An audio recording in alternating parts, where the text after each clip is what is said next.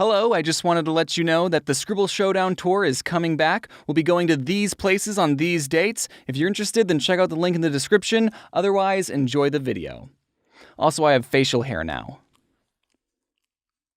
Recently, I read the worst YouTube comment ever, and I can't stop thinking about it. This comment lives in my head completely rent-free. It lives in its own private penthouse. The comment was concerning my upload schedule, and it was, if anime studios can make an episode of anime in 1 week, then these YouTubers can make a video in a month. Initially, I reacted like, you think that's how this works? You think anime studios post an episode and go, great work, team?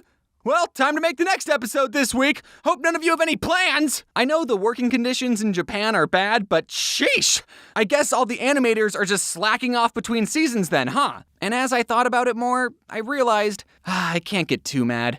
This person is just uneducated about the animation industry and is probably a minor. And then I thought, hey, I know a bit about animation behind the scenes. Maybe I could talk about being an artist and educate people on the animation pipeline. So that way, I won't get any more uneducated comments. For this video, when I say artist, I'm going to be talking about the Google definition of an artist.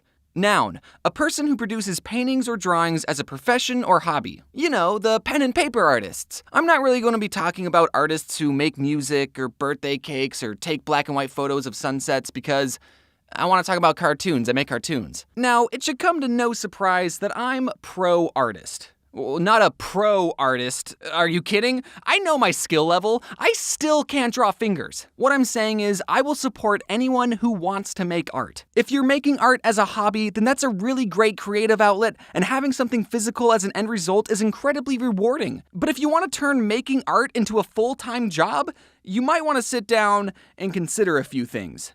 Like, are you sure you don't want to go to law school? The biggest challenge all artists face is they have to eat food to survive. And in this capitalist society, food costs money. So artists are challenged to somehow take being good at making shapes and turn that into money. I know of 4 ways an artist can make a living. The first way is to be so good at art that people will pay money to hang it up in their house. The second option is to make caricature drawings at beaches and tourist traps. The third option is to sell your plasma. And the fourth option, which is the most common option, is to make drawings that people will pay you to make, and do a little bit of option 3 on the side. Some artists will take commissions, which is basically an artist going, hey, I'll draw whatever you want, asterisk, for $100. And people will go, what the f***? Art should be free! I was gonna give you so much exposure to my 50 Twitter followers. Or people will go, I want you to draw this cute animal character I made, and while at first your price might seem a bit high to the uneducated, I understand that art is a time-consuming process and you need to eat too. So here's a crisp $100. But another somewhat more stable idea is that artists will get jobs at studios or work for a YouTuber, and we'll be like, hey, we'll give you money if you draw specifically what we want, and if we don't like your art, we'll make sure to communicate clearly what we would like changed and work as a team to do the best we can. Or you're fired! And that leads us into animation. An important thing to remember for animation is that drawings equal time plus money. Exactly how much time? Well, to answer that one commenter's question, no, an anime studio does not make an episode of anime in 1 week. I think. South Park is what making an episode in a week looks like. And truthfully, that's very impressive. I take months trying to figure out what the heck I'm even going to talk about. Making a single episode of a cartoon from scratch takes about 2 years. Don't believe me? Well, let's see what Yakko from the 2020 Animaniacs has to say in the very first episode. At least, we still think there's a President Trump. You see, the writers are writing this in 2018. Now that doesn't mean it took 26 years to make the first season of the Animaniacs. There's a lot of moving parts that happen when producing an animated TV series. For starters, the whole season of the show gets made at the same time. While the writers are writing episode 12, the storyboard team is boarding episode 3, and the design team is designing the bowling shoes that are going to be worn in episode 6. And it's someone's entire job to make sure that everyone's doing their job. This is called the animation pipeline. And there's so many other departments that I could honestly make a whole other video about this pipeline. If you're interested, I'll do it. But just know that it takes roughly 2 years to make a season of a cartoon show, and that's why when shows reference memes, they're extremely outdated. You know, like a boss! It's beautiful, isn't it?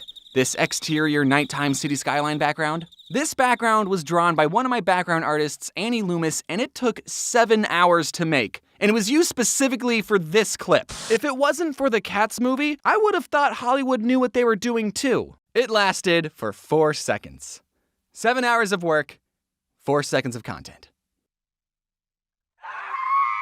So before we continue, I'm going to make you all sit and appreciate this background for another 4 seconds so I can double the value of this background. Backgrounds can be a time-consuming process, and the whole purpose of them is to be in the back of the ground. They're not even the focus. So storyboarders will sketch out a scene to set the staging through layout, posing, and character expression. And during this phase, I'm trying to find places where I can reuse backgrounds or take pieces of other backgrounds and Frankenstein monster them together to make an entirely new background. Like how I used the city background to be outside this window. Or how I took the buildings from this background, the bushes from this background, and the bench from this background and made an entirely new background. And hopefully, none of you noticed. Am I being cheap? Or cutting corners? Absolutely, but that's the point. That gives another background artist more time to make something else, like this James-themed city skyline. Instead of having to draw 20 different backgrounds of a bedroom, we already have a bedroom, let's just do something else, please. It's not being lazy, it's getting the most use, the most mileage out of your hard work. I see this next story pop up on Twitter about every month, and it makes me want to stab my eyes out. If you look at this scene from The Jungle Book and this scene from Winnie the Pooh, these two similarly proportioned boys are eerily moving in the exact same way. Wait, was this plagiarized? Did someone from Winnie the Pooh plagiarize The Jungle Book? No. Remember what I said about drawings equal time plus money? Well, back in the old days of animation, before fancy graphics cards and floppy disks, animation frames had to be physically painted onto floppy transparent sheets called cells. So animated movies were essentially a really long flipbook with over 100,000 hand-drawn painted pages. Back then, drawings equaled even more time and even more money. This whole sequence had to not only be drawn 24 times a second, but it also had to have the correct timing to look like a little boy was jumping on rocks. Just because you drew 24 Mowglis doesn't mean they're gonna look good when you play the frames together. So if you're making a cartoon movie in the 70s and you need a scene where a young boy character is just being a dude and throwing rocks, and you need a really climactic fight scene, are you gonna spend the time and money drawing another boy throwing another rock when someone else already did that 10 years ago? Or are you gonna reuse the animation the studio already made and then have more time and budget to make an even epicer fight scene? If these movies were from 2 different studios, then yes, that would be a completely different story. But Disney owns this movement of our boy Mowgli, so they're allowed to use that movement on our boy Chris. Turning your art into a full-time job is very difficult. I'm extremely lucky to not only have this opportunity, but to be able to build an amazing team of talented artists to create these cartoons and share them with you. And because of you watching these videos and supporting me, I'm able to reinvest money into the team so we can make better quality content and I can support more artists. It's a win-win symbiotic thing we got going on. So if you ever wanted to get into the art industry, good luck, get drawing, and start putting that portfolio together.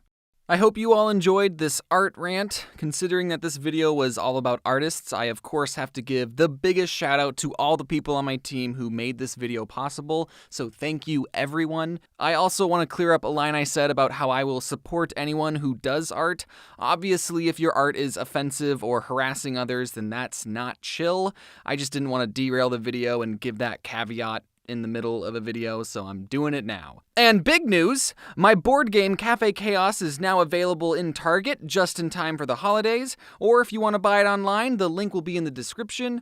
And lastly, I'm going on tour with a bunch of friends in November. If you want to come see us play drawing games, then again, check out the link in the description, and I hope to see you there. It's 2 a.m. right now, so I'm going to bed. Peace!